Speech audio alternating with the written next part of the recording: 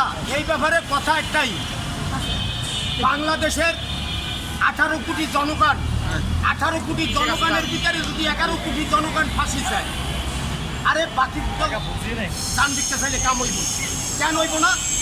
আমি এটা বলতেছি, বাংলাদেশে সবচেয়ে গুরুত্বপূর্ণ বিচার হয়েছে এই দর্শনকারীদের হয় ফাঁসি দিতে হবে, না হলে ওর গলা সমান গর্ত করে এই দেশের জনগণের হাতে তুলে দিতে হবে, পাথর নিক্ষেপ করে ওকে মৃত্যুবরণ করবো ইনশাআল্লাহ। ইসলামী ব্যাংকের ওই টাকা দিয়ে কি করতে চাইছিল আপনার কি ধারণা? ইসলামী ব্যাংকের টাকা দিয়ে তাদের তো ইসলামী ব্যাংকের টাকা তো তারা নির্বাচনের আগে কি খরচ করতে আইছে। এখন এরা বিএমপি আওয়ামী লীগ সাদাবাস, এরা হচ্ছে দখলদার।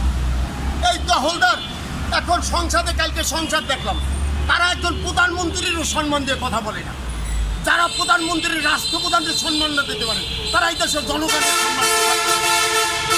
তবে আমি জামাতের আমির শফিকুর রহমান সাহেবকে আমি অতি শ্রদ্ধা করি যে আপনার এই ভুলভ্রান্তি এমপি যেগুলো হয়েছে এইগুলো সচেতন করেন, এই সচেতন করে তারেক রহমান দেব সিদ্ধান্তে রাষ্ট্র চালাইতেছে, তার সাথে কাঁধে কাঁধ মিলিয়ে হাতে হাত মিলিয়ে এই বাংলার মাটিতে রাষ্ট্র চালান, তাইলে বাংলাদেশ থেকে স্বৈরাচারের হাত থেকে বাঁচতে পারবেন।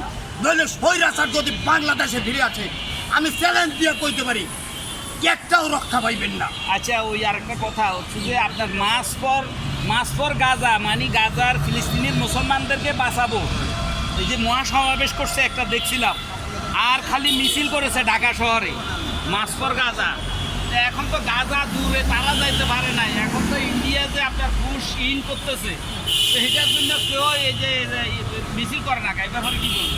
তাহলে এই ব্যাপারে বলবো কি, তারা গাজার বিপক্ষে কথা বলছে, আমরা সবাই খুশি হয়েছি। হ্যাঁ, এর জন্য আমরা ধন্যবাদ জানাই। গাজা একটা মুসলমান রাষ্ট্র, ইসরায়েলের বিপক্ষে কথা বলছে, ইসরায়েলের বিপক্ষে কথা বলছে, গাজার পক্ষে খারাইছে, আমরা তাকে ধন্যবাদ দিছি। এখন যদি এই যে ধন্যবাদ দিয়ে যদি আপনারা একটা কথা বলে যদি আপনারা মানুষকে বিভ্রান্তি ছড়াইয়া মানুষকে জাগাইয়া যদি নেতারা ঘরে উঠে বসে থাকে, তখন সেটা কোনো কাজ হবে। এখন আমার কথা হইলে এটা স্বাধীন দেশ।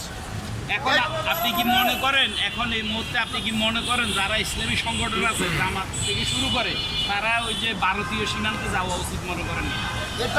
এটা ভারতীয় সীমান্তে শুধু জামাত নয়, এটা হয়েছে বাংলাদেশের হিন্দু, মুসলিম, বৌদ্ধ, খ্রিস্টান, মুসলমান আমরা সবাই ভাই। আমাদের বাংলার মাটিতে কিন্তু কোনো গ্যাঞ্জাম নাই। গ্যাঞ্জাম নাই, ওরা হিন্দু, ওদের ধর্ম ওরা পালন করবে, আমি মুসলিম, আমার ধর্ম আমি পালন করব। কিন্তু কারো ধর্ম নিয়ে ক্রিটিসাইজ করার ক্ষমতা আল্লাহ কাউকে দেয় না। কিন্তু আমি বলতে চাই, আমি ভারতের প্রধানমন্ত্রী মোদীকে বলতে চাই যে আপনি যে হোলি খেলা শুরু করতে চান, সেই হোলি খেলা বাংলাদেশের জনগণ ভয় পায় না।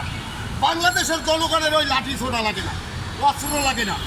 এরা 1971 সালে দেখাই গেছে যে পাক বাহিনী কিভাবে লেজ গুড়িয়ে পালিয়ে গেছে। আর এই ভারতও ইনশাল্লাহ যদি বর্তমানের প্রধানমন্ত্রী তারেক রহমান যদি ডাক দেয়, আমরা বাংলাদেশ সীমান্তে আমি রিক্সা বন্ধ করে আমিও সেই ডাকে সাড়া দেবো, আমিও যাবো, ভারতকে দেখাই দেবো যে বাংলাদেশের মানুষের কত। ভারতে দেখেন নিজের দেশ এই যে সব আপনার লেগে। আরেকটা কথা, ওই যে